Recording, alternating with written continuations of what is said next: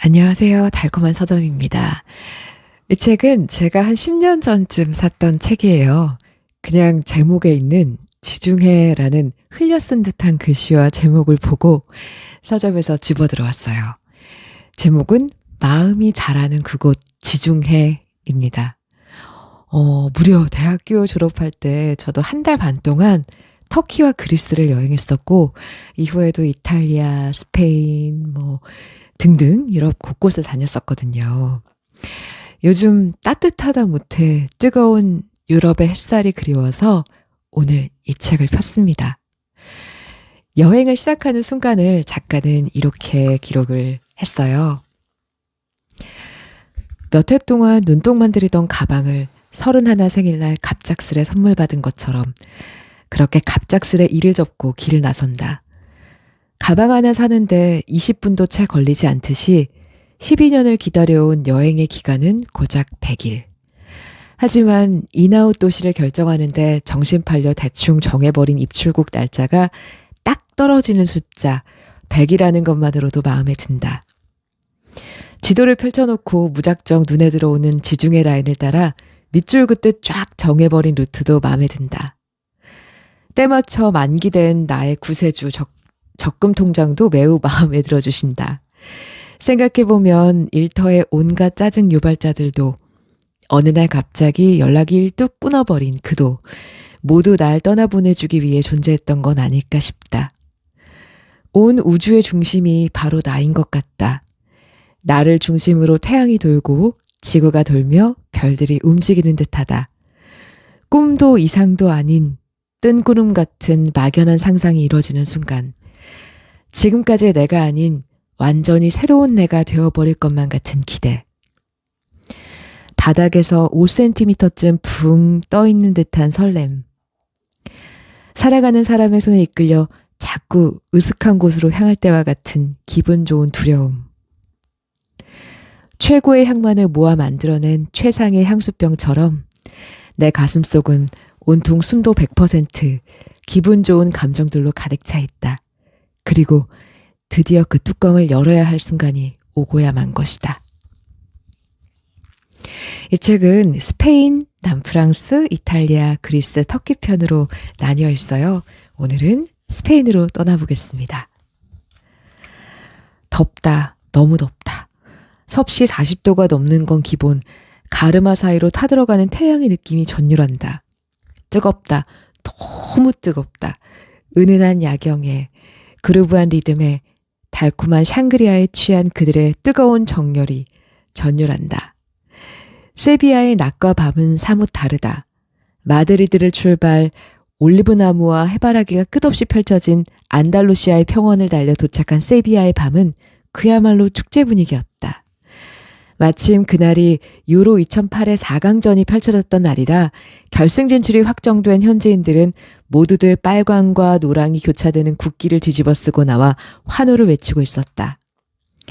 커다란 캐리어를 끌고 호스텔을 찾아 헤매면서 그들을 바라보고 있자니 6년 전 이맘때 서울이 떠오르면서 왠지 모를 공감의 뜨거움이 내 안에서도 함께 분출됐다. 그리고 다음날 아침 세비야의 대표적인 명소 카테드랄을 찾았다. 어제 그 뜨겁던 분위기는 온데간데 없고 고즈넉한 성당 뒷마당에 채 익지 않은 오렌지 나무들만이 나를 반긴다. 대도시인 마드리드에 있다 와서 그런지 좀 더 차분하게 느껴지는 세비야의 분위기가 좋아 그렇게 한참을 길을 따라 걷기 시작한다. 하지만 잠시 후 어젯밤의 뜨거움과는 비교도 안 될 타들어가는 듯한 태양의 공습이 시작됨에 따라 시원한 곳을 찾아 들어가기 바빠진다. 결국 세비야에서의 하루는 정확히 3등분이 되어 시간대별로 움직일 수밖에 없었다. 우선 아침 일찍 일어나 호스텔에서 주는 빵과 우유, 시리얼 따위로 대충 배를 채우고는 나름대로 유명하다는 곳들을 돈다. 한때 이곳을 점령했던 이슬람의 역사가 남아있는 알카사르, 한 휴대폰 광고의 배경이 되어 익숙한 스페인 광장, 오페라 까르멘의 배경이 되었던 옛 담배 공장 자리의 대학, 규모가 상당한 투우장 등 가이드북에 실린 곳들 가운데 마음이 끌리는 곳 한두 군데를 찍어 돌아본다. 그러다 보면 어느새 점심 무렵. 슬슬 90도 각도로 정수리에 태양빛이 꽂힐 시간이다. 그럼 근처 슈퍼마켓에 들려 요거트 한두 개와 체리 혹은 청포도 한 봉지, 복숭아 몇 개 따위를 사 숙소로 돌아온다.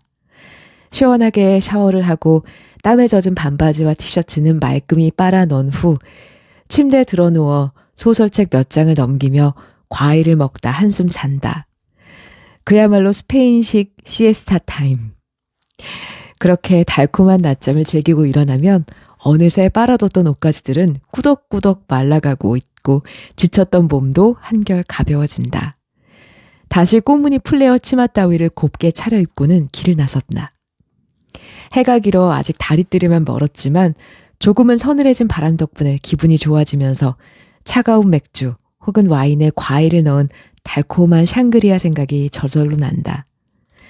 그 중에서도 특히 나는 세비야의 밤을 사랑했는데 호스텔에서만 만난 몇몇의 친구와 함께 플라멩고를 보러 갔던 그 밤은 그야말로 절정의 시간이었다. 앞자리에서 보면 무용수들의 현란한 스텝 덕분에 온갖 먼지가 날려 마시던 술잔 속으로 다 들어간다며 애써 말리는 이들의 조언을 뒤로 한 채 무대 맨 앞에 앉아 고개를 쳐들어가며 빠져들었던 그 열정의 움직임을 잊을 수 없다. 이보다 더 슬플 수 없는 기타 선율에 맞춰 때로는 역동적인 몸짓으로, 때로는 그저 눈빛 하나만으로 온갖 감정을 표현하는, 우리가 알고 있는 모든 종류의 슬픔과 환희의 감정이 녹아있는 그들의 춤을 보면서 마치 이별을 앞둔 연인들의 마지막 하룻밤과 같다는 생각이 들었다. 세상 모든 것이 아름답게 느껴지던 사랑의 추억과 세상 모든 것이 무너져버린 이별의 아픔이 교차하는 듯한 처절한 그 몸짓에 조금은 슬퍼지기도 했다. 하지만 공연이 끝난 후 나도 모르게 다운됐던 마음이 채도가 낮은 세비야의 아름다운 야경을 보며 다시금 슬슬 올라오는 것을 느끼면서 언젠가부터 멈춰있는 듯했던 감정의 그래프가 새롭게 움직이기 시작했다는 것만으로도 감사할 따름이었다. 세비야를 떠나던 날 오후 마침 주말이라 그런지 시청사 근처에는 막 결혼식을 올린 커플과 하객들로 북적북적했다. 뜨겁게 사랑했던 이들이 한결 편안한 모습으로 함께 가정을 만들어갈 모습을 상상하다 보니 그 위에 걸린 스페인 국기가 눈에 들어왔다. 정열의 붉은색과 편안함을 주는 노란색을 닮은 조금은 다른 뜨거움이 넘치는 세비야에서의 밤과 낮이야말로 열정적이면서도 느긋한 진정한 스페인의 감성을 느낄 수 있는 시간이 아니었을까? 사람들은 묻는다. 어디가 제일 좋았어요? 순간 나는 주저하고 만다. 모두 다 좋았는데 어쩌지? 하지만 질문이 구체적이라면 좀 더 수월해진다. 가령 어느 바닷가가 제일 분위기 잡기 좋았나요? 라던가 어느 도시의 음식이 제일 마음에 들었나요? 혹은 어느 동네 밤거리가 물이 제일 좋았나요? 하는 그 중에서 가장 좋아하는 질문, 물론 대부분 이렇게 물어보지 않고 내가 먼저 얘기하지만 질문은 제일 살고 싶었던 도시는 어디였나요? 이거다. 그리고 나는 자신 있게 말할 수 있다. 바르셀로나라고. 왜냐고 물으면 이렇게 대답한다. 거긴 모든 게 다 있거든. 가슴이 뻥 뚫리는 바다도 있고 화려한 쇼윈도의 대로변에서부터 시간이 느껴지는 좁다란 골목까지 마음에 쏙 드는 거리들이 있고 근사한 건물과 멋진 뷰 포인트들이 있고 그리고 좋은 사람들이 있지. 이런 이유들 덕분에 그곳에서 오랜 기간 머물며 살았던 사람들에 비하면 턱없이 모자라지만 내 전체 여행 기간의 10분의 1을 차지하는 열흘 동안 이곳에 머물렀고 하루도 지루하지 않았으며 하루도 새롭지 않은 날이 없었다. 자, 그럼 지극히 주관적이며 빙산의 일각에 불과할 내가 느낀 바르셀로나의 매력들을 한번 만나볼까? 챕터 1. 해변. 다른 바닷가에서와 달리 바르셀로나의 해변에선 수영복 한 번 입지 않았다. 분위기 있는 사진 한 장 남기려고 노력하지도 않았다. 이곳의 바다는 철저히 배경 그 자체였다. 14번 버스 종점에서 내려 찾아간 그곳의 바다를 배경으로 누군가와 이야기를 나누고 술잔에 부딪히며 밥을 먹고 차를 마셨다.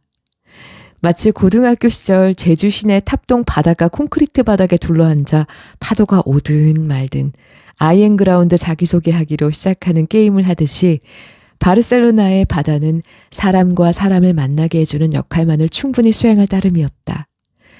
그러다 어떤 날은 혼자 모래사장에 앉아 어제 우리처럼 웃고 떠드는 다른 이들을 바라보며 사람들을 추억했다.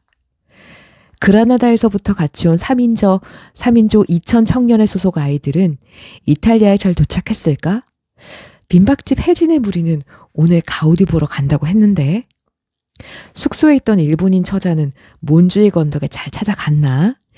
이런 생각을 하고 있으면 혼자라는 생각이 그다지 들지 않았다. 밥값과 술값을 한꺼번에 아껴보겠다고 두당 몇 유로씩 걷어 빵과 콜라, 가거름 그리고 한국보다 현저히 싸게 파는 잭다니엘 한 병을 사들고 가서 잭콕을 제조해 모래사장에 파묻고는 얼음이 녹아드는지도 모르는 채 서로의 이야기를 들어주던 시간.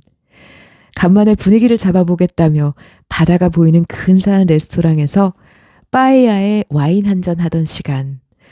굴러다니던 공 하나를 주워서는 무릎까지 바지를 걷어올리곤 한국식 살인피구를 하며 주위 이목을 끌던 시간까지.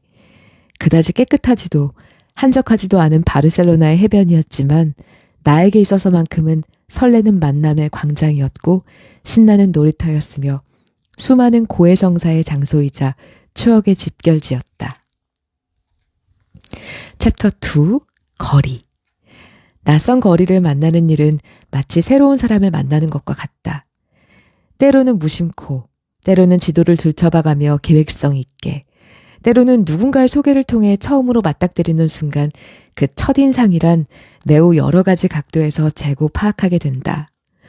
어떤 길은 너무나 크고 넓고 화려해서 기가 죽고 또 어떤 길은 셔터가 내려진 음침한 가게들과 진동하는 오물 냄새로 절로 인상이 찌푸려지고 또 어떤 길은 이런 길이 지도에 있었나 싶을 정도로 안 그래도 낯선 도시에서 더 큰 낯설음을 안겨주기도 한다. 이렇게 아주 짧은 시간에 만들어진 첫인상은 다음날 또 그 다음날에 내 동선을 만드는 데 있어 꽤 요긴하게 작용한다. 하지만 사람과 사람 사이가 그렇듯 내 맘에 드는 길만 골라다니고 싶어도 어느 순간 아주 별별 우연과 이유에 의해 그렇게 싫었던 거리를 다시금 지나치게 된다.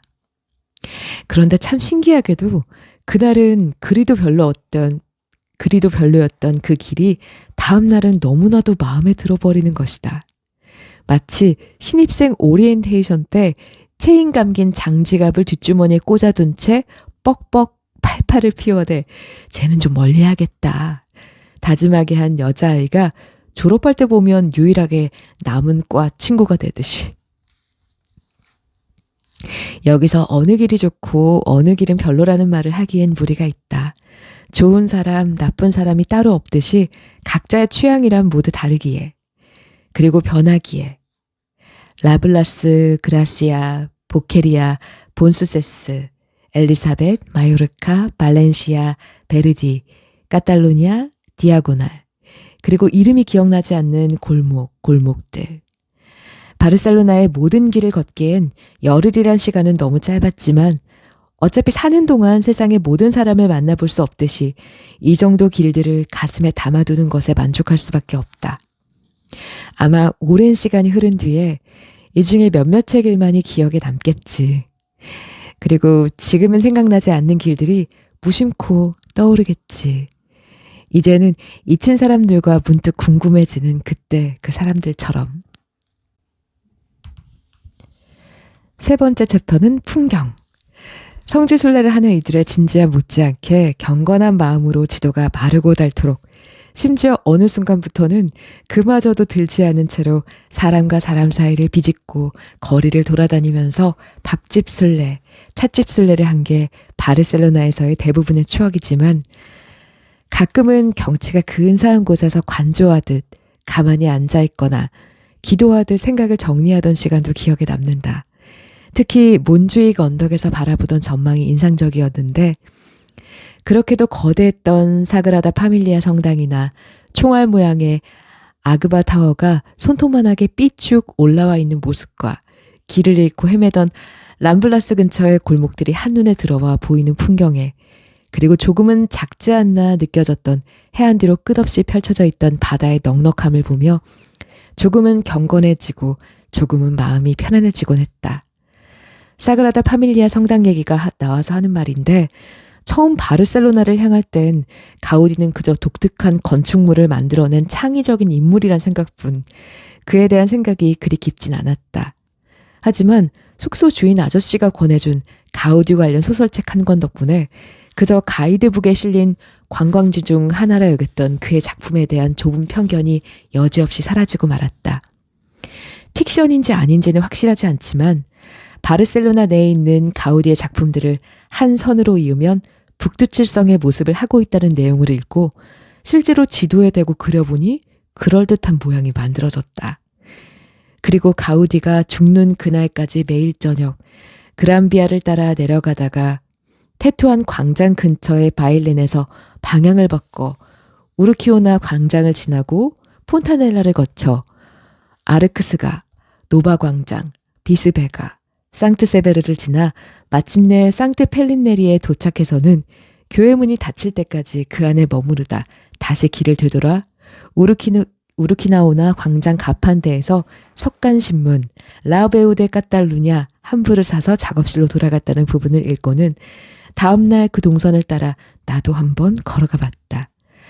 또한 사그라다 파밀리아 성당 기둥 아래를 받치고 있는 거북이 조각상과 구엘 공원의 뱀 형상에 그렇게도 심오한 의미가 담겨 있다는 것을 알게 되면서 두세 번씩 새삼스레 그곳을 다시 찾기도 했다.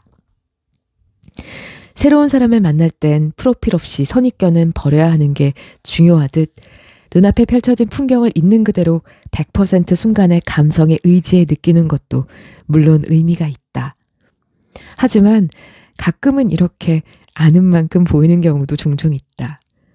뭐가 맞고 틀린지 지금은 판단이 잘 서진 않지만 어쨌든 가우디의 소설책 하나 덕분에 바르셀로나에서의 시간이 더욱 충만해진 것만은 사실이다. 이 모든 바르셀로나에서의 시간 속엔 사람들이 있었다. 최대 인원이 7명에 불과한 한국인 남편과 일본인 아내가 운영하는 작은 민박집에 머물면서 꽤 여러 사람들을 만났고 떠나보냈으며 또 떠나왔다. 그동안의 여행길에서 접한 서로의 정보와 생각, 고민과 감정을 나누면서 헤어지는 순간은 어김없이 연락처를 건네며 내일을 기약하기도 했다. 글쎄, 언제까지 이 미약한 연결선이 이어질지는 장담하기 어렵다. 다음 여행길에서 더욱 마음이 맞는 누군가를 만나게 될지도 모를 일이다. 하지만 10년이 지나 찾아가도 여전히 공사 중일 것 같은 사그라다 파밀리아처럼 바르셀로나에서 만난 그들과의 추억만은 조금씩 진화하며 그곳에 남아있을 것이다. 오늘은 여기까지 읽어봤어요. 저도 스페인에서 바르셀로나가 가장 인상적이었는데 모든 사람이 느끼는 감정과 감동이 다르겠지만 이 글을 읽으면서 저 또한 그때 흐릿한 기억을 다시 꺼내봤네요. 내년엔 꼭 다시 한번 바르셀로나로 떠나보고 싶습니다. 오늘은 여기까지 낭독했습니다. 오늘도 행복하세요.